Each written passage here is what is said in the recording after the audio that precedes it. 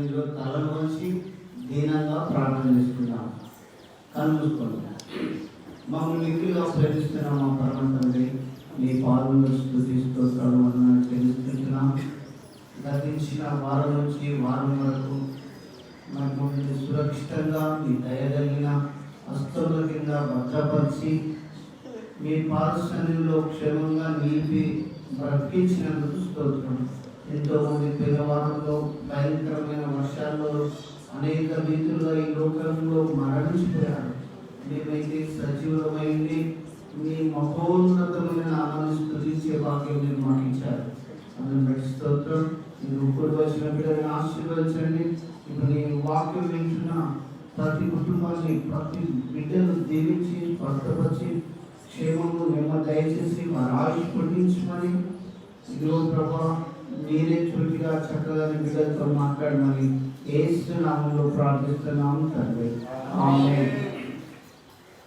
దయచేసి ప్రేమైన దేవుళ్ళారా, ప్రభు నామములో మరోసారి మిమ్మల్ని హెచ్చరిస్తున్నా.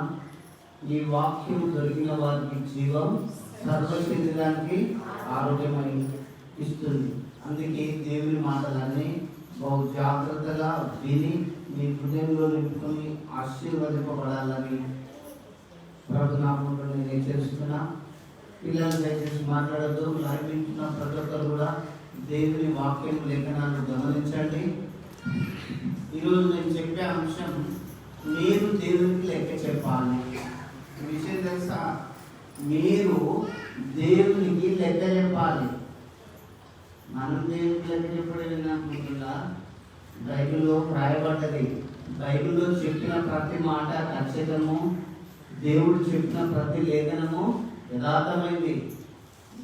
భూమి మీదకి మనం వచ్చినాము కాబట్టి మనం ఈ భూమి మీద ఏ పనులు చేస్తున్నామో అవన్నీ ఒకరోజు దేవుడికి లెక్క చెప్పాలని బైబిల్లో మనకు క్లియర్గా రాయబడినది.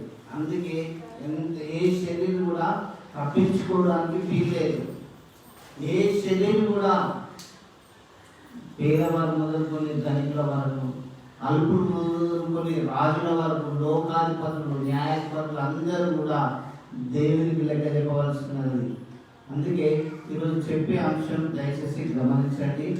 మీరు లేదా నీవు దేవునికి లెక్క అప్పచెప్పవలసి ఉన్నది. చూద్దాం బైబిల్లో రోమీలకు రాసిన పత్రిక పరిశుద్ధ గ్రంథంలో నుంచి రోమీలకు రాసిన పత్రిక 14వ అధ్యాయం 12వ వచనము. బైబిల్ చిన్నవారు చదవండి. ప్రతి నాలుకయు దేవుని స్తుతించును అని ప్రభు చెప్పుచున్నాడు అని వ్రాయబడి ఉన్నది కనుక మనలో ప్రతి వాడును తన్ను గురించి దేవునికి లెక్క అప్పగించవలెను. మనలో ప్రతి వాడు తన్ను గురించి దేవునికి లెక్క అప్పచెప్పవలసినది. అయ్యా, నువ్వు దేవుని నమ్మకపో, నువ్వు దేవునిపై ఎంత వివరమైనా పర్వాలేదు, కానీ నీవు దేవుని లేఖనాలను బట్టి నేను హెచ్చరిస్తున్నా, మనలో ప్రతి వాడు కూడా దేవునికి లెక్క అప్పచెప్పవలసినది. చూడండి, మన దేవుడు చిన్నప్పటి నుంచి ఇంతవరకు బాల్యం, యవ్వనం, వృద్ధాప్యంలో మనం చేసిన పనులన్నిటికీ కూడా దేవునికి ఒకరోజు లెక్క అప్పచెప్పవలసినది. అందుకే బ్రతుకుచున్న మనం భయంగా దేవునికి లెక్క అప్పచెప్పవలసింది ఉన్నదని గమనించి పాపం చేయకుండా, దేవునికి అయిష్టమైన కార్యాలు చేయకుండా, దేవునికి ఇష్టమైన మంచి పనులు చేయాలి. ఎందుకు తెలుసా? దేవుడు నేను ఒకరోజు లెక్క అడుగుతున్నాడు.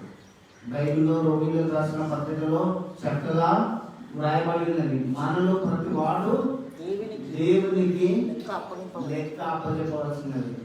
అయ్యా, నువ్వు ఎవరైనా కావచ్చు, ఏ స్థాయిలో నన్ను ఉండొచ్చు, మహోన్నతుడైన దేవునికి లెక్క అప్పచెప్పవలసి ఉన్నది ఒకరోజు.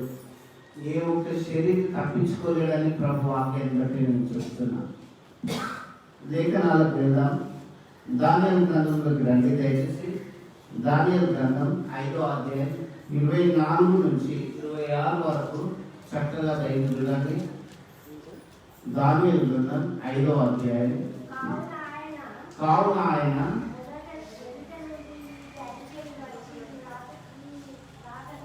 చూడండి, ఈ ఒక అరిచేయి వచ్చి రాస్తుంది గోడ మీద ఏమని రాసిన శాసనం ఏమనగా మేనే తెగ్గలు ఉపారసి అని ఒక చేయి వచ్చి గోడ మీద ఇట్లా మనం అందరం చూస్తున్నాం. ఆ గోడ మీద వెళ్ళి మేనే తెగ్గలు ఉపారసి అని ఒక చేయి రాస్తుంది. ఏంది మేము ఇక్కడ చూస్తున్నాం, మనిషి నుండి ఏం లేదు, ఒక చేయి మాత్రమే గోడ మీద రాస్తుంది అని ఆ రాజు ఆశ్చర్యపడుతుండు. రాజు ఆ గోడ మీద చేయి చూస్తుండు. మేనే తెగ్గలు ఉపారసి అని రాయబడుతుంది. అయితే దాని అర్థం ఏమంటే, ఆ వాక్యం యొక్క అర్థం ఏమిటంటే మేనే అనగా దేవుడు. అయ్యా, నీ ప్రభుత్వ విషయంలో దేవుడు లెక్క చూస్తాడు. రాజ్యాన్ని పరిపాలించే అధిపతులను, న్యాయాధిపతులను, మరి రాజులను, మంత్రులను కూడా దేవుడు లెక్క చూస్తానని వాక్యం మనకు సెలవిస్తుంది. ఇక్కడ దానియేలు గ్రంథంలో మరి దేవుడు ఒక దర్శనమిచ్చి అక్కడ నెబుకద్నెజరు యొక్క లెక్క చూసుకుంటాడు. నీ ప్రభుత్వ విషయంలో లెక్క చూస్తుండు. అయ్యా, అక్కడ చేతి అక్కడ పోయి మేనే తెగ్గలు ఉపారసి అని ఒక చేయి రాస్తుంది. మనిషి కనబడలేడు. అంటే రాజు ఎలా పరిపాలిస్తుండు, రాజు ఆ దేశంలో ఏం చేస్తుండు, అదంతా దేవుడు లెక్క చూస్తుండు. మనలో ప్రతి వాడు దేవుడికి లెక్క చెప్పాలి. మళ్ళీ అవసరం కాదు. ఈ వాక్య భావం ఏమనగా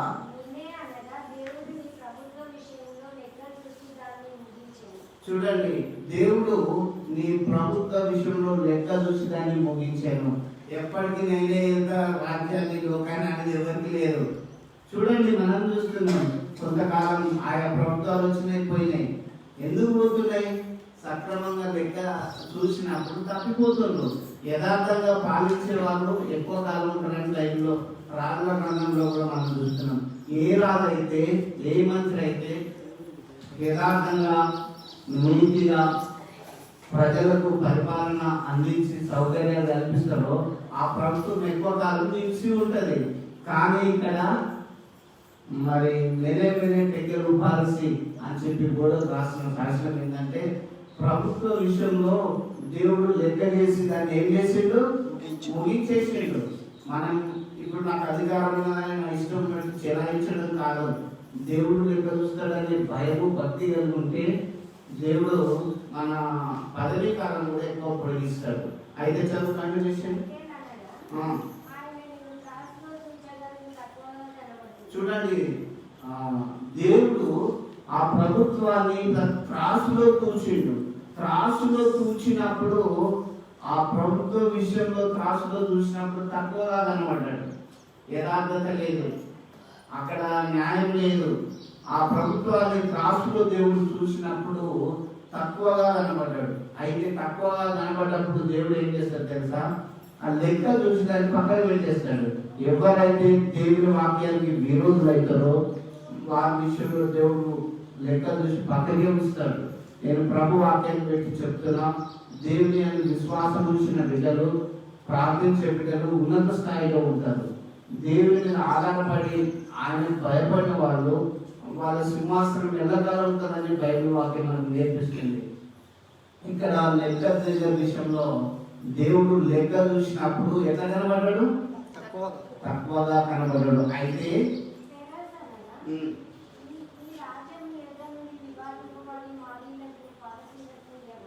చూడండి, నీ రాజ్యము నీ దగ్గర నుంచి విభాగింపబడిపోతుంది, డివైడ్ అయిపోతుంది.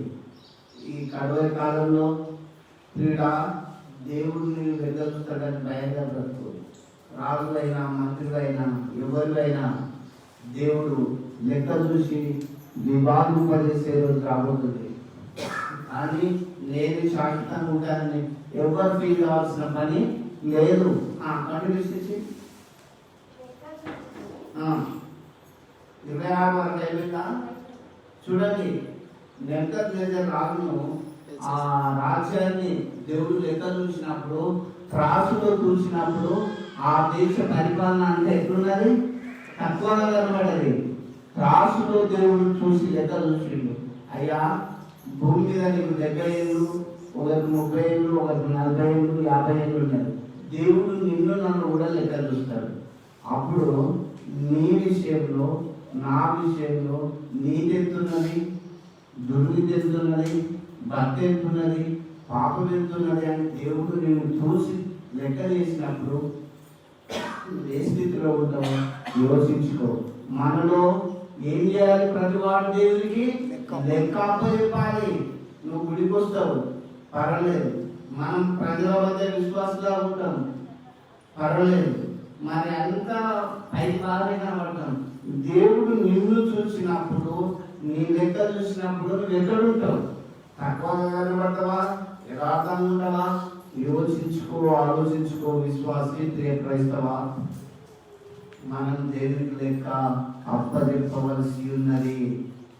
ఇక్కడ దానియేలు గ్రంథంలో ఆ రాజు లెక్క చూసినప్పుడు తక్కువగా కనబడ్డాడు. కాబట్టి తక్కువగా కనబడ్డప్పుడు ఆ రాజ్యాన్ని దేవుడు డివైడ్ చేసి అతన్ని తొలగించినట్టు మనం చూస్తుంటున్నాం. దేవుడు బిడ్డారా, దేవుడు నీకు అందిస్తాడు, కొడుకులను బిడ్డలను అందిస్తాడు. అందించినప్పుడు నువ్వు దేవుని వాక్యాన్ని పాటిస్తున్నావా లేదా? ఒకవేళ నేను అడిగిందనుకో, నువ్వేమి సమాధానం ఇస్తావు? రోజు ఆహారం ఇస్తుండు, వాటర్ ఇస్తుండు, కావలసిన చక్కటి దారి ఉన్నది, అన్నీ ఉన్నాయి. కానీ దేవుని విషయంలో నువ్వు ఎలా ఉంటున్నావు?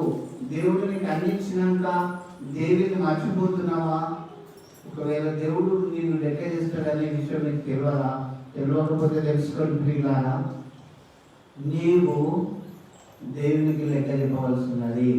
ఇప్పుడు దానియేలు గ్రంథంలో లెక్క చూసినప్పుడు తక్కువగా కనబడ్డాడు కాబట్టి పక్కన నెట్టి పడేసిండు. అందుకే ఒకవేళ చెల్లె గుడికి వచ్చి మీరు విశ్వాసంలో, ప్రార్థనలో, వాక్యంలో మీరు ఎదగకపోతే ఎందుకు వచ్చి రాకుండా ఉండడం లేదు కదా. అందుకే దేవుడు నేను లెక్క చేస్తాడు, లెక్క అడుగుతాడు. అప్పుడు ఏం చెప్తావు? యోచించుకో, ఆలోచించుకో. ఇంకొకటి కూడా నేను దయచేసి జ్ఞాపకం చేస్తాను. చూడండి, లూకా సువార్తలోకి రండి. లూకా సువార్త 16వ అధ్యాయం 19 నుంచి 26 వరకు. లూకా సువార్త 16వ అధ్యాయం 19 నుంచి 26 వరకు. ధనవంతుడు ఒకడు ఉండేను. అతడు ఊదా రంగు బట్టలను, సన్నపు నార వస్త్రములను ధరించుకొని. చూడండి అమ్మా, నువ్వు గుడికి వస్తున్నావు, సంతోషం. ఇంటికాడు ఉంటున్నావు, సంతోషం. బాగా పనిచేస్తున్నావు, డబ్బులు సంపాదిస్తున్నావు, సంతోషం. కానీ ఇక్కడ ఒకటి జ్ఞాపకం చేస్తుండే దేవుడు. ఎవరిని ముందు పెట్టి జ్ఞాపకం చేస్తుండు? ధనవంతుడు మనకు ముందుగా చూపిస్తుండు. ధనవంతుడు ఒకడు నేను. అతడు ఊదా రంగు బట్టలను, సన్నపు నార వస్త్రములు ధరించుకొని. చూడండి, అతను వేసుకునే బట్టలను కూడా దేవుడు లెక్క చూస్తుండు. అతను ఎలాంటి బట్టలు? ఊదా రంగు బట్టలు, సన్నపు నార వస్త్రాలు ధరించుకొని ప్రతి దినము బహుగా సుఖపడుచుండువాడు. చూడండి, ప్రతి దినము బహుగా సుఖపడుచుండువాడు. ధనవంతుడిని దేవుడు లెక్క చేస్తుండు. ధనవంతుడు మంచి కాస్ట్లీ బట్టలు, వెలగల బట్టలు వేసుకున్నాడు. సన్నపు నార బట్టలు వేసుకొని ప్రతిరోజు బహుగా సుఖపడేవాడు. చెల్లె, మీరు మర్చిపోతుందా? దేవుడు ప్రతిరోజు ప్రతి ఒక్కరిని లెక్క చూస్తాడు. ధనవంతుని ముందు పెట్టి ధనవంతుని అక్కడ మనం చూపిస్తూ లెక్క చేస్తుండ్రు.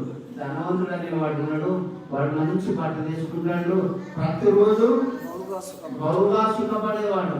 నువ్వు ప్రియులారా, మీరు ప్రతిరోజు కష్టపడుతున్నారా? సుఖపడుతున్నారా? ప్రతిరోజు ప్రార్థన చేస్తున్నారా? ప్రతిరోజు వాక్యం చదువుతున్నారా? దేవుడు మిమ్మల్ని చూస్తాడు. లేదు, ప్రజలు ఏం చేస్తున్నారు తెలుసా? దేవుడిని మర్చిపోయి పగలు రేయి ఉదయాస్తంలో ఒకటే పాట పడతాను. ఇవాళ 10 ఏళ్ళకి పోతే వాన ఉంటుంది, ఇది రాస్తాడు రాస్తాడు. అందుకే కదా దేవుడేది ఎక్కడ నిన్ను ఎక్కడ అడుగుతాడని తెలియదా? చక్కగా బైబిల్ గ్రంథంలో రాయబడ్డది. 6 రోజులు పని చేసుకోండి, 7వ రోజు నీ దేవుడు యెహోవాకు ఏం దినం? విశ్రాంతి దినం. మీరు పరిశుద్ధంగా ఉండండి, చక్కగా ఉండాలని దేవుడు చెప్తే ఎవరు విని వార్త? నేనెంత చెప్పిన యేసుని గురించి అని యేషయా భక్తుడు అంటాడు. నేను మీకు పదే పదే చెప్తున్నా, దేవుడు ధనవంతుని మీ ముందు పెట్టి లెక్క చూస్తుండే ఏమని, ప్రతిరోజు అతడు బహుగా సుఖపడేవాడు. అయితే లాజరు అని ఒక దరిద్రుడు ఉండెను. లాజరు అని ఒక దరిద్రుడు ఉన్నాడు. వాడు కురుపులతో నిండినవాడై ధనవంతుని ఇంటి వాకిట పడి ఉండి. చూడండి, లాజర్ అనేవాడు పేదవాడు, వాడిని కూడా లెక్కలో తీసుకున్నాడు. ధనవంతుడే కాదు, లాజర్ అనే దరిద్రుడిని కూడా లెక్కలో తీసుకుంటే వాడు కురుపులతో నిండిన వాడై ధనవంతుని ఇంటి వాకిట పడే రొట్టె ముక్కలతో తిని వాడు కడుపు నింపుకుంటాడు.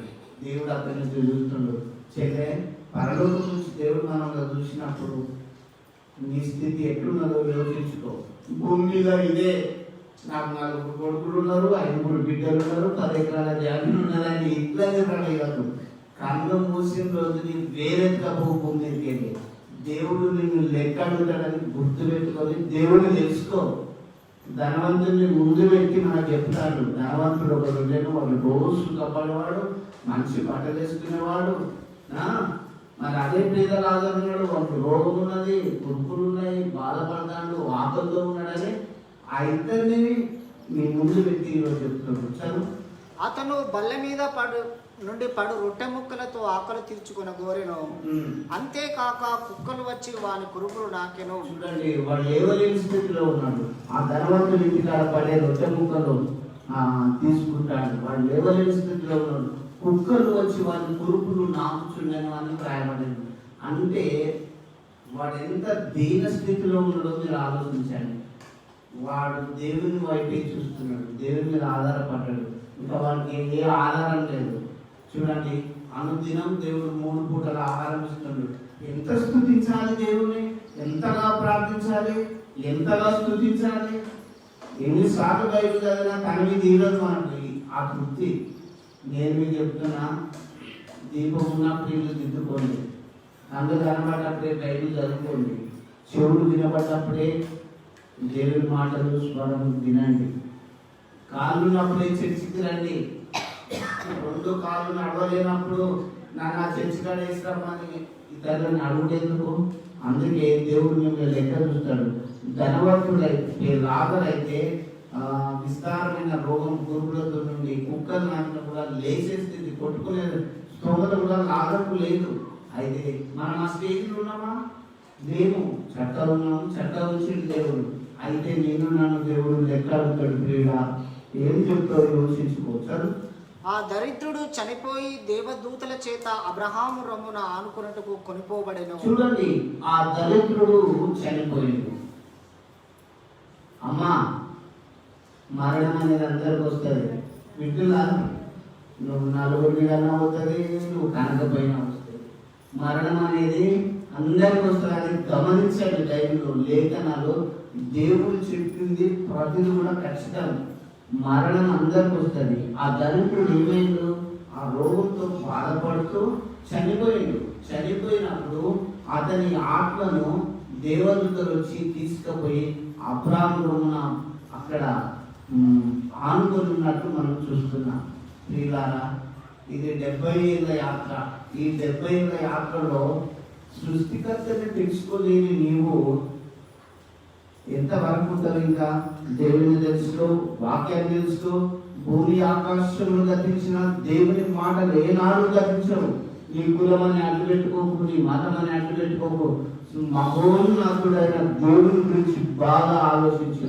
నువ్వు దేవుడికి లెక్క అప్పచెప్పాలి. చూడండి, లాజరు చనిపోయిండు, అతని ఆత్మను దేవుడితో తీసుకొని పోయింది. అయితే ధనవంతుడు కూడా చనిపోయి పాతి పెట్టబడెను. చూడండి, మరణం ధనవంతుల ప్రాగా భూమి మీద ఏనాడు పుట్టిన ప్రతి ఒక్కరు కావాలని వాక్యం సెలవిస్తుంది. మనుషులందరూ వృద్ధి పొందాలి అని ఏప్రిల్ పత్రికలో రాసి ఉన్నది. నేను డాక్టర్ను, లేదా నేను డాక్టర్ను, నేను పెద్ద యుద్ధ వీరుడను, బలవంతుడను అనేది ఏమీ లేదు. మరణం అనేది అందరికి వస్తుంది. అనాది కాలంలోనే మీరు బైబిల్లోనే ఆదాము చేసినప్పుడు, ఆదామా నేను నేల నుంచి తీసిన మళ్ళీ నేలకి మట్టికి మట్టిగా మారిపోదు అని పెరిసారి వాక్యంలో చెప్పాను. ఇక్కడ ధనవంతుడు కూడా చనిపోయిండు. అయితే అప్పుడు అతడు పాతాళములో బాధపడుచు. చూడండి, అక్కడ మనకు అర్థమవుతుంది పరలోకం ఉంటుంది, పాతాళం ఉంటుంది అని. చెల్లె బాగా గుర్తుపెట్టుకోండి, 70 ఏళ్ళ యాత్రలో అస్సలైన నిజమైన దేవుని మర్చిపోయి మీరు లోకానుసారంగా ప్రవర్తించకండి దయచేసి. ధనవంతుడు కూడా చనిపోయి అతడు ఎక్కడికి వెళ్ళాడు? పాతాళం. ఆ పాతాళం ఎట్లుంటుందని బయట మనం చెప్తుందంటే అక్కడ అగ్ని ఆడదు, పురుగు చావదు, ఏడుపు, పన్ను కొరుకుతాయి. మీ అందరికీ నొప్పి ఎప్పుడైనా కాలేదా? మామూలుగా అలా ఉంటుంది అనుకోగలిగితే చుట్టుకుంటుంటారు అమ్మా. కానీ యుగాయుగములు కాలాలే నమ్మని వారిని నరకమని బైబిల్ ఖచ్చితంగా చదివిస్తుంది. అయ్యా, ఈ దేవుని వాక్యం ఇది మత మార్పిడి కాదు, నిజమైన దేవుని సత్యవార్తని ప్రభు వాక్యాన్ని బట్టి లైవ్లో మీకు హెచ్చరిస్తున్నా. ధనవంతుడు కూడా చనిపోయాడు, పాతాళంలో యాతన పడుచు కీకలు వేస్తున్నాడు. చదువు. అప్పుడు అతడు పాతాళంలో బాధపడుచు, కన్నులెత్తి దూరము నుండి అబ్రహాము అతని రొమ్మున ఆనుకొని ఉన్న లాజరును చూసి. చూడండి, కన్నులెత్తి దూరంలో ఉన్న లాజరును చూస్తాడు. ఇప్పుడు ఎందుకన్నా భూమి మీద ఉన్నప్పుడు బల్ల కింద రొట్టె ముక్కలు వేసుకుంటుంటే కనబడలేదా ధనవంతుడికి? అప్పుడు ఏదైతే పేదోడు కొని అని కేర్లెస్ చేసిండు. కానీ ఇప్పుడు నరకంలో యాతన పడుచు కన్నులెత్తి లాజరును చూసిండు. చూసి ఏమంటాడు? తండ్రివైన అబ్రహామా, నా యందు కనికరపడి తన వేలి కొనను నీళ్లలో ముంచి నా నాలుకను చల్లార్చుటకు లాజరును పంపుము. చూడండి, ఈ లోకంలో భూమి మీద బ్రతికినప్పుడు లాజరు పేదవాడు, కానీ పరలోకంలో నెమ్మది పొందుతున్నాడు. అయ్యా ధనవంతుడు దేవుని రాజ్యంలో ప్రవేశించుట ఉంటే సూది బెజ్జంలో దూకుట సులభమాట. యేసుప్రభు చెప్పిన మాటలు. సూది బెజ్జం దారం పెట్టడం చూడు, అది ఎంత ఉంటుంది రంధ్రం? చాలా చిన్నగా ఉంటుంది దారం అంటే. ధనవంతుడు వల్ల పోవాలంటే, పర్లోక రాజ్యంలో పోవాలంటే ఈ సూది బెజ్జంలో ఒంటె దూకుట సులభం అని చెప్పింది వాక్యం. అంటే ధనవంతులారా దేవుని తెలుసుకోండి. అది ధనవంతుడైన అతడు నరకంలో యాతన పడుచు ఎలా ప్రలాపించేస్తున్నాడు గమనించండి. తండ్రి అయిన అబ్రామా, నీకు ఆ లాజరుతోటి చిటికెన వేలుతోటి, ఇదే కదా చిటికెన వేలు, ఒక్క చుక్క నా నాలుగని కలపడానికి ఆ లాజరు పంపుమన్నాడు. చూడండి, భూమి మీద ఉన్నప్పుడు ఎవరు ధనవంతుడికి ఎవరు కనబడతాడు? పేదోడు అంటే పేరు వేసినట్లుగా పేదోడు. ఇప్పుడు దేవుని సువార్త ఎంతో మంది పాస్టర్లు, అయ్యగారు, సువార్తికులు, బోధకులు చెప్తుంటే వినే వాళ్ళకి ఎంతో అసహ్యంగా ఉంటుంది. ఇది మత మార్పిడి కాదు, రక్షణ మార్గం. యేసు ప్రభు ద్వారా నేనే మార్గం, నేనే సత్యం అన్నాడు. ఆ మార్గం ఎక్కడికి? జీవానికి తీసుకుపోతుంది. ప్రభువు నమ్మితే నీవు పరలోకానికి పోతావు. ధనవంతుడు నమ్మలేడు, అందుకే ఎక్కడ పోయిండు? పాతాళంలో యాతన పడుచున్నాడు. చదువు. నేను ఈ అగ్నిజ్వాలలో యాతన పడుచున్నానని చెప్పాను. నేను ఈ అగ్నిజ్వాలలో యాతన పడుచున్నానని కేకలు వేసి చెప్తుండు. అయ్యా, కడుపు నిండా తిన్నప్పుడు దేవుడు గుర్తురాడు. మంచి బట్టలు ఉన్నప్పుడు, ఒంటి నిండా నగలు ఉన్నప్పుడు, ఇంట్లో డబ్బు ఉన్నప్పుడు, వస్తువులు ఉన్నప్పుడు దేవుడు గుర్తుతాడా? రాడు. నేను నీకు చెప్తానా, పేదలేదు మీరు ధన్యులని అనేక చోట్ల బైబిల్ గ్రంథంలో రాయబడ్డది. దేవుని విధారా, దేవునికి మనం లెక్క చెప్పవలసినది. ధనవంతుడికి దేవుని గురించి ఏమైనా అవగాహన ఉన్నది? భూమి మీద ఉన్నప్పుడు మనకు అవగాహన లేదు. ఎట్లా దేవుడు లెక్క చూసినప్పుడు వాడు రోజు సుఖపడేవాడే, రోజు కాస్ట్లీ బట్టలు వేసుకునేవాడే. దేవుడు అంటే లెక్క లేదు, మనుషులు అంటే లెక్క లేదు. ఆ పేదవాళ్ళు రొట్టెని ఇట్లా ఏరుకుంటుంటే అయ్యో పోయి ఇంత వేద్దామని అన్నడా? అనలేదు. అయితే దేవుడు అవన్నీ లెక్క చూసుకున్నాడు. లెక్క చూసి ఎక్కడ తీసుకుపోయాడు? పాతాళంలో. అక్కడ ఎక్కున్నది ఆ ధనవంతుడు. భూమి మీద ఏడవనోడు నరకంలో పోయి ఏడవలసి వచ్చింది. నేను మీకు ఇప్పుడు చెప్తున్నా. ఇప్పుడు మనకు బాధలు అనిపించకపోవచ్చు, నేను చెప్పే మాటలు మీకు వెళ్లి మాటలు కావచ్చు. దేవుని నమ్మండి, రక్షణలోకి రండి అని మీకు నేను చెప్తుంటే ఏదో మతవార్పుడు అనుకోవచ్చు, కాదు. యేసు ప్రభు పేరులోనే ఉన్నది రక్షణ, ఆ మాటలోనే ఉన్నది స్వస్థత. అందుకే నేను ప్రభు వాక్యాన్ని బట్టి చెప్తున్నా, ఎవరైనా ఎంతటి వారైనా దేవుని వైపు చూసి రక్షణలోకి రండి. మీరు లెక్క తిప్పవలసిందని ప్రభు వాక్యాన్ని బట్టి గట్టిగా ప్రభు వాక్యాన్ని బట్టి హెచ్చరిస్తున్న పిల్లారా. ఇక్కడ ధనవంతుడు దేవుని మాటలు వినలేదు, నరకానికి పోయి పాతాళంలో ఆటలు పడుచు ఏడుస్తూ కేకలు వేస్తున్నాడు. అయితే అందుకు అబ్రహాము కుమారుడా నీవు నీ జీవిత కాలమంతా నీకు ఇష్టమైనట్టు సుఖం అనుభవించింది. జీవిత కాలాన్ని లెక్క చేసిండు. అబ్రహాం ఏమంటాడు? కుమారుడా, నీవు నీ జీవిత కాలాన్ని అంతా నీకు ఇష్టమైనట్లు సుఖం అనుభవించావు. చెల్లె, నీ జీవిత కాలం నా జీవిత కాలం దేవుడు లెక్క చూస్తాడు. బాగా గుర్తుపెట్టుకోండి, మనం ఏ తప్పు చేసినామో ఏ మంచి చేసినామో దేవుడు లెక్క చూస్తాడు, లెక్క చూస్తాడు. ఇప్పుడు ధనవంతుడిని చూడలేదా? కుమారుడా, నువ్వు నీ జీవిత కాలం అంతా సుఖాన్ని అనుభవించావు అని దేవుడు లెక్క చెప్తాడు. అయితే దేవుడిని అంటే మాత్రం తెలుసుకోలేదు. నేను మీకు చెప్తున్నా, యేసు ప్రభువుని తెలుసుకునే వాళ్ళు ఎంతో మంది ఉన్నారు. దయచేసి నా ప్రియులారా, దేవుని తెలుసుకోండి. ఆయన రాకడకు సమీపంగా ఉంటుంది. ఏ ఒక్క శరీరం కూడా తప్పించుకోవడానికి వీల్లేదు. కాబట్టి ప్రభు వాక్యాన్ని బట్టి చెప్తున్నా, ధనవంతుడైన నరకంలో యాతన పడుచున్నప్పుడు అతని జీవిత కాలం అంతా సుఖం అనుభవించినట్లు దేవుడు లెక్క చేసి చెప్తున్నాడు. నిన్ను కూడా దేవుడు లెక్క చేస్తాడు, చూస్తాడు. నీ జీవిత కాలంలో ప్రియుడా, నువ్వు ఎంతవరకు దేవుల్లో ఉన్నావు, ఎంత విశ్వాసంగా ప్రవర్తిస్తున్నావు, ఎంత బైబిల్లో పుట్టున్నావు, భక్తిగా ఇస్తున్నావు. నువ్వు తినే తిండి, నీ కట్టుకునే బట్టలు కూడా దేవుడు లెక్క చూసిండు. నేను మీకు చెప్తున్నా ఏంటంటే, మీరు దేవుడు నన్ను లెక్క చూస్తాడా, నన్ను ఎందుకు అడుగుతాడు అనుకుంటాను. మనలో ప్రతి వాడు అని రాయబడినది రోమా పత్రికలో. మనలో ప్రతి వాడు దేవుడికి చెప్పాలి. నువ్వు గుడి కూర్చుని చెప్పాలి, రాకులు చెప్పాలి, ఇంట్లో ఉన్న చెప్పాలి, పొలంలో ఉన్న చెప్పాలి. దేవుడు నేను భూమి మీద పంపి ఎందుకు అనుకుంటున్నావు? యజమానుడు లెక్క అడగడా? నువ్వు ఎవరు సృష్టి, నేను ఎవరు చేసిండు? యోచించుకో, ఆలోచించుకో, లెక్క చెప్పవలసిందని గ్రహించుకో.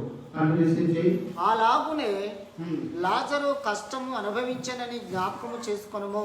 లాజరు కూడా లెక్క చేసిండు. లాజరు జీవితాంతం కష్టమే అనుభవించిండు. ధనవంతుడు జీవితాంతం సుఖం అనుభవించిండు. భూమి మీద సుఖం అనుభవించిన, కష్టం అనుభవించిన, మరి ప్రియుగా దేవుడు లెక్క చూస్తాడు నేను. కాబట్టి జాగ్రత్తగా ఉండి భయంగా బ్రతికి పరలోక రాజ్యానికి మీరు వారసులు కావాలి. దేవుడు ప్రతి వారిని లెక్క అడగలే రోజు ఉన్నది మనకు. కాబట్టి ఏ ఒక్క శరీరం తప్పించుకోలేదని మరీ హెచ్చరిస్తున్నాం. ఇప్పుడైతే వాడు ఇక్కడ నెమ్మది పొందుచున్నాడు. చూడండి, భూమి మీద లాజరు కష్టపడ్డాడు, కానీ ఇక్కడైతే లాజరు నెమ్మది పొందుచున్నాడు. నీవు యాతన పడుచున్నావు, నువ్వైతే యాతన పడుచున్నావు, లాజరు అయితే నెమ్మది పొందుచున్నాడని వాక్యంలో మనకు సెలవుతుంది. నా మాటలు వినండి, పరలోక రాజ్యం సంపాదించుకోండి, నెమ్మది పొందండి. అమ్మా, ఇది శాశ్వతం కాదు. 60-70 యాత్రలో మన చాప్టర్ క్లోజ్ అయిపోతుంది. నువ్వు అందుకే దీపం ఉన్నప్పుడు ఇల్లు దిద్దుకో. నేనేం చెప్తున్నా ప్రియులారా, దీపం ఉన్నప్పుడు ఇల్లు దిద్దుకో. దేవుడికి అనుగుణంగా ప్రార్థన చేసే సమయంలో చేయండి, బయలుదేరే సమయంలో చదవండి, ఆరాధించే సమయంలో ఆరాధించండి, దేవుడికి ఇచ్చే సమయాన్ని దేవుడికి ఇవ్వాలి. తప్పిపోకండి, పరలోక రాజ్యానికి మీరు వారసులు కావాలి. దేవుడు లెక్క చూసి అతని రాజ్యము తూకంలో వేసినప్పుడు తక్కువగా కనబడేది, కాబట్టి తొలగించేసిండు. ఉంచిందా? నీవు దేవుని విషయంలో తప్పు చేస్తే మాత్రం నువ్వైనా నేనైనా, ఎంత పాస్టర్ అయినా, బిషప్ అయినా, విశ్వాస అయినా, తప్పు చేసినప్పుడు దేవుడు పక్కకు నెట్టి పడేస్తాడు. అందుకే బ్రతుకుచున్న మన జీవిత కాలం భయంగా బ్రతుకుదాం, పరలోక రాజ్యానికి వారసులుగా మనం వెళ్ళిపోదాం. అందుకే దేవుని వాక్యం తెలుసుకోండి, మనలో ప్రతి వాడు దేవునికి లెక్క అప్పచెప్పవలసి ఉన్నది. అంతేకాక ఇక్కడి నుండి మీ యొద్దకు దాటకోరు వారు దాటి పోజాలకుండునట్లును అక్కడి వారు మా యొద్దకు దాటి రాజాలకుండునట్లు మాకును మీకును మధ్య మహా అగాధం ఉంచబడి ఉన్నది అని చెప్పాను. లాజరు నెమ్మది ఉంచున్నాడు, ధనవంతుడు యాతన పడుచు కేకలు వేస్తున్నాడు. అప్పుడు అబ్రాహాము ఏమంటాడు తెలుసా, మాకు మీకు పెద్ద అగాధం ఉంచబడ్డది, మీరు ఇక్కడికి కానీ మేము అక్కడికి కానీ రాలేము, రాజాలను కూడా. అటు పరలోకం ఇటు నరకం, అందులో దీంట్లో అక్కడ పోవడానికి మధ్యలో ఏమున్నది, అగాధం ఉంచబడ్డది. లేఖనాలు దేవుని మాటలన్నీ ఖచ్చితంగా చెల్లంలో మీరు ఏదో ఇవాళ నా పని పోయిందని, నా పాట పోయిందని మీరు ప్రయాసపడద్దు. నువ్వు బ్రతికినందుకే దేవుని స్తుతించాలి. నీకు దేవుడు జీవం ఇచ్చిండు. నేను మీకు నిన్న జరిగిన విషయంలో ఎంతో మంది నీటిలో కొట్టుకుపోయి చచ్చిపోయిండు. భారీ వర్షాలకు అనేక చోట్ల యాక్సిడెంట్స్ అయిపోతున్నాయి. అనేక రకాలుగా ఒక్కొక్కరు ఈ లోకాన్ని గెలిచి మరణిస్తున్నారు. నేను మీకు ఏం చెప్తున్నా, దినంలో రాకముందే, నువ్వు మరణం పాలు కాకముందే సృష్టికర్తను స్మరించుకో, జ్ఞాపకం చేసుకో, మర్చిపోగలి ప్రియులారా. ధనవంతుడు యాతన పడుచున్నప్పుడు అప్పుడు ఒక్క నీళ్ళ చుక్క, ఒక్క చుక్క పంపని ప్రలాపించేస్తున్నాడు. అప్పుడు ప్రయోజనం ఏంటి అన్వేషించి అప్పుడు అతడు తండ్రి అలాగైతే నాకు 5 సహోదరులు ఉన్నారు, వారును ఈ వేదనకరమైన స్థలమునకు రాకుండా వారికి సాక్ష్యం ఇచ్చుటకై నా తండ్రి ఇంటికి వారిని పంపవలనని నేను వేడుకొనుచున్నానని. నరకంలో ఉండి ధనవంతుడు అప్పుడు చెప్తాడు, అయ్యా తండ్రి, నాకు భూమి మీద 5 సహోదరులు ఉన్నారు, అన్నదమ్ములు ఉన్నారు, వాళ్ళకు సాక్ష్యం ఇచ్చడానికి నీ పక్కన ఉన్న ఆదరణ పంపమని చెప్తాడు. ఎందుకంటే ఇట్లాంటి స్థలం ఉంటుందని మా అన్నలకు తెలియదు. ఎప్పుడు గుర్తొస్తుంది? దెబ్బ దాంతో గుర్తొస్తుంది. నరకంలో పడ్డాకనే విలువేందో తెలుస్తుంది. మనము దైవ భక్తులు, విశ్వాసులు, పాస్టర్లు, బిషప్స్, రెవరెండ్లు, ఫాదర్స్ ఎంతో మంది దేవుని వాక్యం అందించినప్పుడు ఇది మత మార్పిడి అనుకుంటాను. కాదు, ప్రభు రక్షణ మార్గం.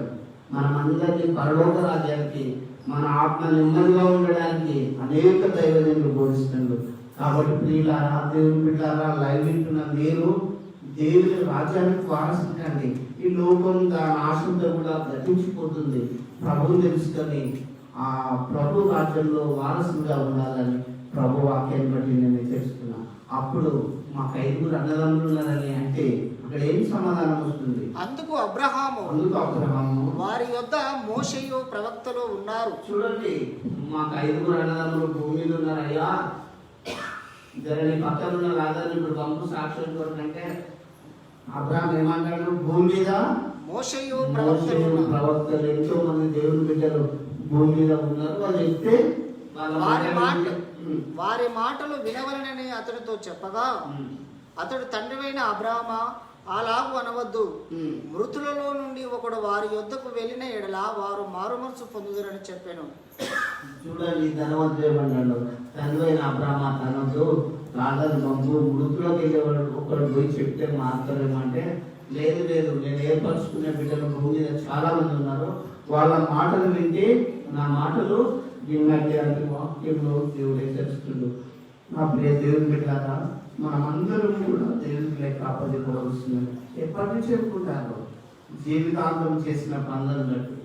ఎన్ని మంచి పనులు చేసినామో, ఎన్ని చెడ్డ పనులు చేసినామో దేవునికి లెక్క చెప్పాలి. ఒకవేళ ఇప్పుడు ఇంకా తీర్పు రోజు కూడా రాలేదు కాబట్టి మనం ఒకవేళ తప్పు చేసినప్పుడు, పొరపాట్లు దేవుని ధరించినప్పుడు దేవాలను క్షమించమంటారు.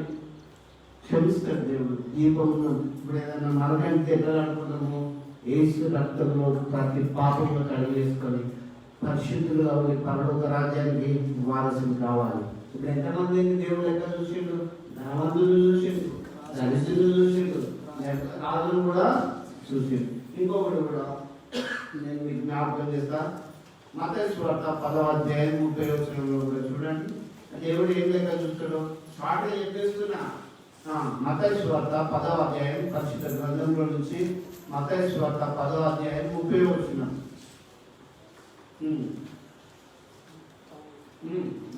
మీ తల వెంట్రుకలన్నీ లెక్కింపబడి ఉన్నవి. ఒక విషయం తెలుసా?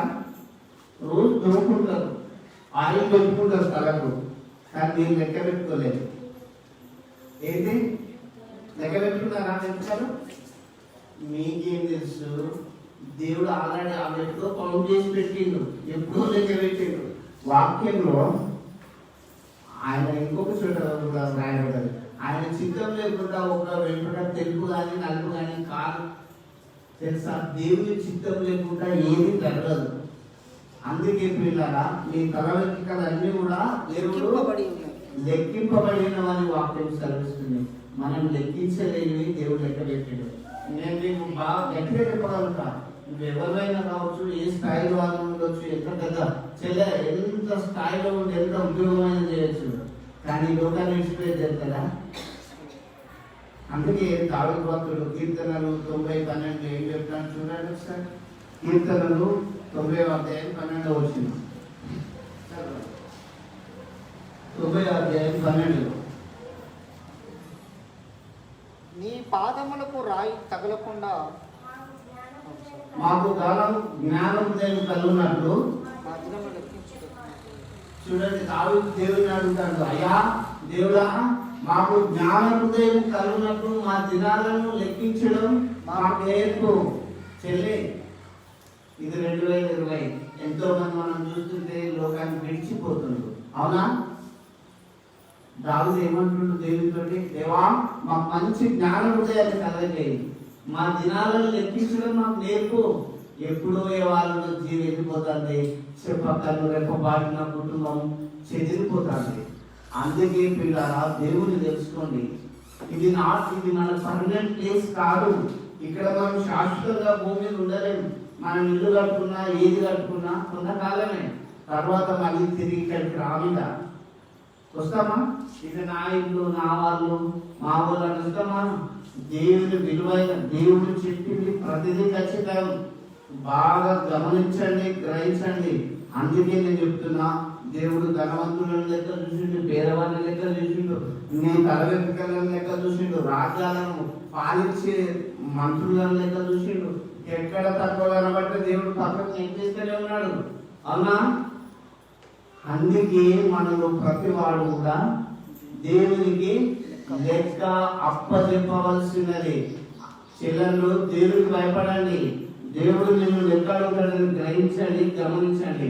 ఇంకా ఇంకొక చోట కూడా, మూర్ఖుడా నీ నోటి బాటను బట్టి నీకు తీర్పు తీర్చబడుతుంది. నువ్వు మాట్లాడే దావీదు భక్తుడు అంటాడు, నా నడకను నా పడకను నీవు పరిశీలన చేస్తున్నావు, నేను లేచుడా నేను కూర్చుంటా నీకు బాగా తెలియను, నాకు యెహోవా మాట నా నాలుకకు రాకముందు నీకు పూర్తిగా తెలిసేది. అమ్మా, నీ దినచర్యలన్నీ దేవుడు నిన్నుగా చూస్తున్నాడు, అది గమనిస్తలేదు. మీరు వండడం, తినడం, పనులు చేసుకోవడం, ఇంటికి రావడమే అనుకుంటాను. దేవుడు మేము ఎట్టగా పడ్డాను తెలుసా? అటు పోయినా ఏ విషపురుకు కాటు రాకుండా, ఏ తెగుడు రాకుండా, ఏ భయంకరమైన వడదెబ్బ, ఎండ దెబ్బ, వర్షానికి పిడుగులకు గురి కాకుండా ఇంతమందిని ఎంత సురక్షితంగా కాపాడుతాడు, గమనించండి. అయినా నువ్వు దేవుడికి లెక్క చెప్పాలి. నువ్వు అందించిన దేవుడు నేను లెక్క అడగడా? తల్లి గర్భంలో నేను అంతకుముందు సార్ చెప్పిన ఈ ఎముకలు లెక్క పెరిగినాయి, ఈ కండరాలు ఊపిరితిత్తులు అన్నీ ఏ డాక్టర్ పెట్టిండు? సృష్టికర్త అయిన దేవుడు మీకు క్రియేషన్ చేసి సృష్టించి నేను ఈ రీతిగా చేసినప్పుడు దేవుడికి నేను అధికారం ఎలా లెక్క వేయడానికి ఉంటుంది ప్రియుడ. అందుకే మీకు నేను ఒకటి చెప్తాను, దేవుడితో ఉండే ముందు సావాసం చాలా ధన్యకరం. దేవుడితో ఫ్రెండ్షిప్ చేయండి. ఆయన నిజస్నేహితుడు, నిజమైన దేవుడు, నేను ఎప్పుడు విడిచిపెట్టాడు. అందుకే దేవుడు మిమ్మల్ని లెక్క అడుగుతాడు కాబట్టి భయంతోనూ భక్తితోని ఉండాలని ప్రభు వాక్యాన్ని బట్టి నేను మిమ్మల్ని హెచ్చరిస్తున్నా. జరుగుమని 90:12 మాకు జ్ఞాన హృదయం కలుగునట్లుగా చేయుము, మా దినములు లెక్కించుటకు మాకు నేర్పుము. చూడండి, మా దినములు లెక్కించుట మాకు నేర్పుము. ఎప్పుడైనా లెక్క పెట్టుకున్నారా బ్రదర్? మీ దినాల పుట్టిన కానీ చెప్పేదాకా లెక్క పెట్టుకున్నారా? కానీ దేవునికి ఆల్రెడీ ఆమె లెక్క తెలుసు. నా దినములన్నీ నీ గ్రంథంలో లిఖితమాయెను. ఎప్పుడు ఎంత? అక్టోబర్ 18, 2020. ఏ శరీరం ఎప్పుడు దేవుని దగ్గర పోవాలో ఆయన గ్రంథంలో ఆల్రెడీ రాయబడి ఉంటాయి. అందుకే నేను చెప్తున్నా, మీరు అడగాలి దేవుని, దేవా నా దినంలో మధ్య నన్ను కొనిపోము అని ప్రార్థన చేసుకోవాలి. ఎప్పుడు వాళ్ళ నుంచి వెళ్ళిపోతే దేవుని దగ్గరికి పోవాల్సిన వాళ్ళం. మీకు ఎవరు చెప్తలేరా? ప్రతి విశ్వాసి, నమ్మిన వారు, నమ్మని వారు, ధనవంతులు, పేదవారు, లోక నివాసులందరూ దేవునికి లెక్క చెప్పవలసి ఉన్నదని బైబిల్ ఖచ్చితంగా చెప్తుంది. ఇప్పుడు ధనవంతుడు చెప్పేశాడు, లాజరు కూడా జీవితాంతం లెక్క చూస్తే ఆయన భక్తిగా ఉన్నట్టు మనకు తేలిపోయింది. కాబట్టి నీ తల వెంట్రుకలన్నీ కూడా ఎక్కిపోబడ్డాయి. దేవుడు అన్ని కౌంట్ చేస్తాడు. అధికారం ఆయనదే కదా. చెడైతుడు దేవుడు మిమ్మల్ని లెక్క చూసినప్పుడు ఏం చెప్తారో యోచించుకో, ఆలోచించుకో. ఇంకొకటి కూడా నేను మీకు చెప్పి నేను ముగిస్తా. దయచేసి లూకాసు వార్తలోకి రండి, 13వ అధ్యాయం.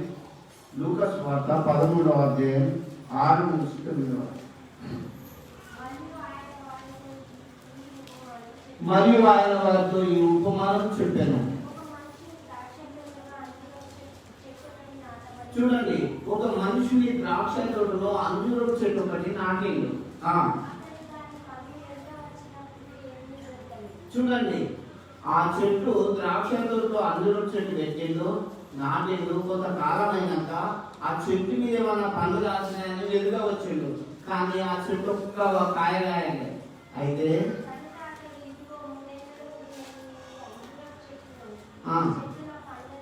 చూడండి, నేను ఈ చెట్టును, నా తోటలో ఈ చెట్టును పెట్టుకున్నా. ఎన్నేళ్ళు అవుతుంది? 3 ఏళ్ళ నుంచి ఈ చెట్టును పెట్టుకున్నా. కానీ ఈ చెట్టు ఒక్క పండు కూడా కాయలేదు, ఈ చెట్టు మీద ఒక్క పండు లేదు, ఏం కాయలేదు అని ఆ తోట యజమాని దాన్ని లెక్క చూసిండు. అది ఎన్నేళ్ళ చెట్టు?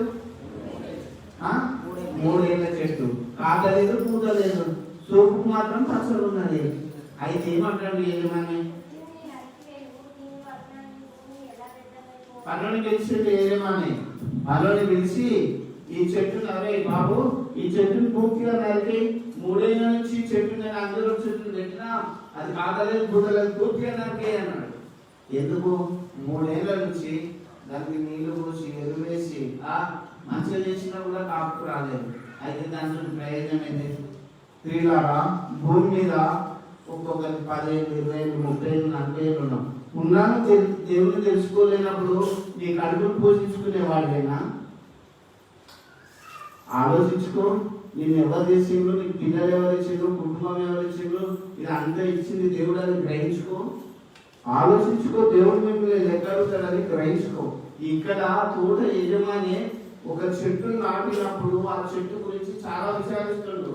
3 ఏళ్ళు అయితే చెట్టు నాటిది కాదలేదు, పూతలేదు, పనివాడాలి ఇది కొట్టే కానీ పనులు చెప్పిండు. అయితే ఆ పనులు ఏమంటుండు? అయితే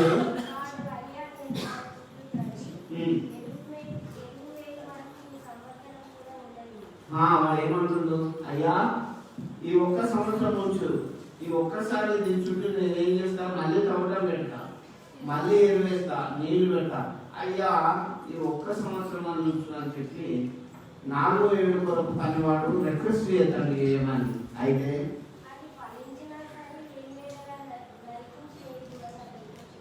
అది ఫలించిన సరే, లేకపోతే నరికేద్దామయ్యా, ఈ 1 సంవత్సరం ఉందని అని పనివాడు అది.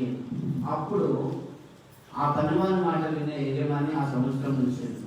నేను మీకు చెప్తాను, నువ్వు రోజు గుడికొద్దావు, ఆత్మఫలాలు ఫలించావు, సంతోషం, సమాధానం, దీర్ఘశాంతం. నేను ఏమని చెప్తావు? ఓకే, యేసు దేవుడు ఎదులో ఉంటే ఎందుకు నా భయం? పొందరాని కష్టాలు వచ్చినా తొలగిపోక్షణం. మీరు ఏమి తిందుమా, ఏమి కాదుమా అని విచారించదు. ఏది కావాలో దేవుడికి తెలుసు.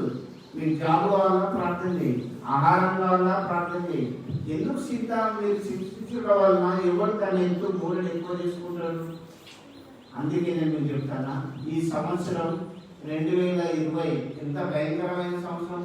దేశమంతటా కరోనా వచ్చి ప్రపంచమంతటా కోట్ల మంది వచ్చిండ్రు, లక్షలు కాదు, కోట్ల మంది వచ్చిండ్రు. అందులో మనం నేనే ఈ సంవత్సరం వచ్చింది దేవుడు. మళ్ళీ నెక్స్ట్ ఇయర్ అయినా మనం కథ రాయాల పూజ చేయాలి. అవునా? పూయకపోతే కాయకపోతే దేవుడు మనల్ని తీసేస్తాడేమో. ప్రియులారా, దేవుడికి మనం ఏం చేయాలి? లెక్క చెప్పవలసిందని గ్రహించండి, గమనించండి. ఇంకా చాలా ఉన్నాయి. మరి పరలోక రాజ్యం కూడా దేవుడు తన దాసులకు అధికారం ఇచ్చిపోయి ఒక యజమానులు వచ్చి లెక్క చూసుకున్నట్టు ఒకరికి 2 తలాంతులు, ఒకరికి 5, ఒకరికి 2, ఒకరికి 1 ఇచ్చిండు. ఇట్లా ఇచ్చి యజమాని దూర ప్రాంతం పోయింది, దూరదేశం లేదు, బాగా గమనించండి. ఒకటి ముగిస్తారు. ఒక యజమాని ఒకరిని పిలిచి, పనులు పిలిచి 1 తలాంతు ఇచ్చింది, ఒకరికి 2 తలాంతులు ఇచ్చింది, ఒకరికి 5 తలాంతులు ఇచ్చింది. ఇచ్చి ఏం చెప్పింది తెలుసా? నేను దూరదేశం పోతున్నా. మత్తయి సువార్త 25:14 నుంచి 30లో రాయబడి ఉంటుంది. చాలా పరలోక రాజ్యము గురించి యేసుప్రభు చెప్పిండు. ఒకరికి 1 తలాంతు ఇచ్చిండు, ఒకరికి 2 ఇచ్చిండు, ఒకరికి 5 ఇచ్చిండు. 5 ఇచ్చి నేను దూరదేశం పోతున్నా, మీరు బిజినెస్ చేసుకొని మళ్ళీ బాగా సంపాదించండి అని చెప్పిపోయింది. చాలా కాలం తర్వాత యజమానుడు వచ్చిండు, లెక్క చూసుకున్నాడు అని రాయబడ్డది. ఏం సుధాకర్, మరి నేను మీకు వాళ్ళందరినీ విలువ ఒకరికి 1 ఇచ్చిన, ఒకరికి 2 ఇచ్చిన, ఒకరికి 5 ఇచ్చిన తెలుసు కదా. నేను ఇచ్చిన వాళ్ళని పిలిచిండు, ఒకరిని పిలిచిండు. ఒరే బాబు, నీకు 1 తలాంతు ఇచ్చిన, మరి నువ్వు నాకు ఇవ్వను. నీకు 2 ఇచ్చిన, నువ్వు నా 2 తలాంతులు ఇవ్వాలి. ఒక్కొక్కరు ఏం సాక్ష్యం ఇచ్చిన తెలుసా? అయ్యా, నువ్వు నాకు 2 ఇస్తే 2కి 2 నేను బిజినెస్ చేసుకొని 4గా పయించుకున్నా. కాబట్టి ఇదిగో అయ్యా, నీకు 1 ఇస్తాను అని చెప్పేది. ప్రియులారా, నేను మీకు జ్ఞాపకం చేస్తున్నా. 2 ఇచ్చినోడు 2కి 2గా పయించుకున్నాడు. మరి 5 ఇచ్చినోడు వచ్చాడు, అయ్యా నువ్వు నాకు 5 తలాంతులు ఇచ్చి దేశాంతరం పోయినావు కదా, నీ 5కి నేను ఇంకా 5 సంపాదించుకున్నా అని లెక్క చెప్పి వడ్డీతో ఇచ్చాడు. అప్పుడు వాళ్ళిద్దరిని గురించి యజమాని ఏమన్నా తెలుసా? బలానమ్మకమైన మంచి రాజురా, ఈ కొంచెంలో నువ్వు నమ్మకంగా ఉన్నావు కాబట్టి అనేకమైన పట్టణంలో మీద నిన్ను అధికారిగా నియమిస్తాను దేవుడు ఆశీర్వదించాడు. చూడండి, మీరు సంఘానికి వస్తారు, విశ్వాసంలో నమ్మకంగా ఉన్నారా? ప్రార్థనలో నమ్మకంగా ఉన్నారా? ఇచ్చుట్లో నమ్మకంగా ఉన్నారా? గుడికి వచ్చుట్లో నమ్మకంగా ఉన్నారా? దేంట్లో నమ్మకం ఉన్నారు? ఇన్నేళ్ళ నుంచి దేవుడు మిమ్మల్ని చూస్తున్నప్పుడు దేంట్లో నమ్మకంగా ఉన్నారని దేవుడు మిమ్మల్ని ప్రశ్నించే రోజు రాబోతాను. దేంట్లో ఆలోచించుకో. ఆ 2 తీసుకున్నవాడు నమ్మకంగా వచ్చి, అయ్యా 2కి 2 నేను 4 సంపాదించిన, ఇగో అయ్యా అని ఇచ్చేసాను, ఆశీర్వదించాను. 5 తీసుకున్నాండి, అదే రీతికి వచ్చి, అయ్యా నేను 5కి 5 10 సంపాదించుకున్నాను, ఆ రీతిగా ఆశీర్వదించి అనేక పట్టణముల మీద వాళ్ళు నియమింపబడ్డారు. ఒక్కటి తీసుకున్నాను పిలిచింది. ఆ 1 తీసుకున్నాడు వచ్చి ఏం సాక్ష్యం ఇచ్చాను తెలుసా? అయ్యా, నువ్వు 1 తలాంతు ఇచ్చినావు, నువ్వు ఇచ్చిన రోజే, నువ్వు పోయిన రోజే దాన్ని నేను భూమిలో పాతి పెట్టినా, ఎప్పుడోతో తీసి నీకు ఇస్తానని. చూడండి, అప్పుడు యజమానికి కోపం వస్తుందా, సంతోషం వస్తుందా? ఒరే మూర్ఖుడా, నువ్వు బాగుపడాలని ఇజ్జుడు, నువ్వు బాగుపడి వ్యాపారం చేసుకోమని నేను 1 తలాంతు ఇస్తే నువ్వు భూమి తవ్వి దాన్ని ఎందుకు భూమిలో పెట్టినవరా? అదే వేరే వాళ్ళకి సావుకారులకు ఇస్తే దానికి ఇంట్రెస్ట్ అని నాకు కలిసి వచ్చు కదా. ఈ మూర్ఖుని తీసి దీనికి అగ్నిగుండంలో వేయమని చెప్పాడు. నేను మీకు చెప్తాను, దేవుడు మీకు పిల్లల్ని ఇచ్చిండు, కుటుంబాలు ఇచ్చిండు, భూములు ఇచ్చిండు, ఇండ్లు ఇచ్చిండు, మీకు ఏం తక్కువ ఇచ్చిండు? రోజు మంచి బట్టలు ఇచ్చిండు, ఆహారం ఇచ్చిండు, శ్రేష్టమైన గాలి ఇచ్చిండు. అన్ని ఇచ్చినప్పుడు దేవుడికి ఏమి ఇస్తున్నాం? బైబిల్ వాక్యాన్ని బట్టి మనం అందరం దేవునికి లెక్క చెప్పాలి. కాబట్టి దేవుని బిడ్డలారా, దేవునికి లెక్క చెప్పవలసిన సమయం ఉన్నది. కాబట్టి ఏ ఒక్క శరీరం తప్పించుకోలేడు. ప్రభు వాక్యాన్ని బట్టి మీరు సమాధానం చెప్పడానికి సిద్ధంగా ఉండాలి. 1 తలాంతు లాగా సమాధానం ఇస్తారా? 2 తీసుకున్న లాగా ఇస్తారా? 5 తీసుకున్న వాళ్ళు, అయ్యా నీ 5కి నేను 5 ఇచ్చిన, అయ్యా నీ 2కి నేను 2 తెచ్చిన అని ఎలా ఇస్తారో మీరు మాత్రం లెక్క చెప్పవలసినది. ప్రతి క్రైస్తవుడు, ఆయన నమ్మిన వారు నమ్మని వారు దేవునికి లెక్క చెప్పాలని బైబిల్ గ్రంథంలో ఉంటుంది. మీరు లెక్కలకు సిద్ధపడాలి, దేవునికి సమాధానం చెప్పాలి. దేవుడు ఈ వాక్య భాగంలో మీ వినికిడిలో ఆశీర్వదించిన కాక ఆమె ప్రార్థించుకున్నారు. మమ్మల్ని మిక్కిలిగా ప్రేమిస్తున్న మా తండ్రి, మీకు స్తోత్రం. మా జీవిత కాలాన్ని అంతా మీరు లెక్క చూసినప్పుడు అనేక సార్లు పడిపోయి ఉంటాము. అనేక సార్లు తప్పులు చేస్తుంటాము. అయినా దేవా సరి చేసుకుని ప్రభువా నీ వైపు చూస్తూ నీతి మార్గంలో నడిచే భాగ్యం కూడి వచ్చిన బిడ్డలకు లైవించిన వారికి దయచేయండి. మా బలహీనతల్లో శోధంలో అనేక రీతులుగా మీకు దూరంగా ఇష్టంగా తలంపుల్లో పనులు ఉన్నప్పుడు దయచేసి మీరు లెక్కడినప్పుడు బలానమ్మకమైన మంచి దాసురాన్ని పిలిపించుకునే యోగ్యత భాగ్యము దయచేయమని విన్న బిడ్డలను వారి కుటుంబాలను ఇంకా నాయన ఈ పరిచర్యను ఆశీర్వదించి అనేకులకు దేవా మరి మా దీవెనకరంగా మీకు మహిమకరంగా ఈ యొక్క మినిస్ట్రీని ఆశీర్వదించమని యేసు నామములో ప్రార్థిస్తున్నాము తండ్రి.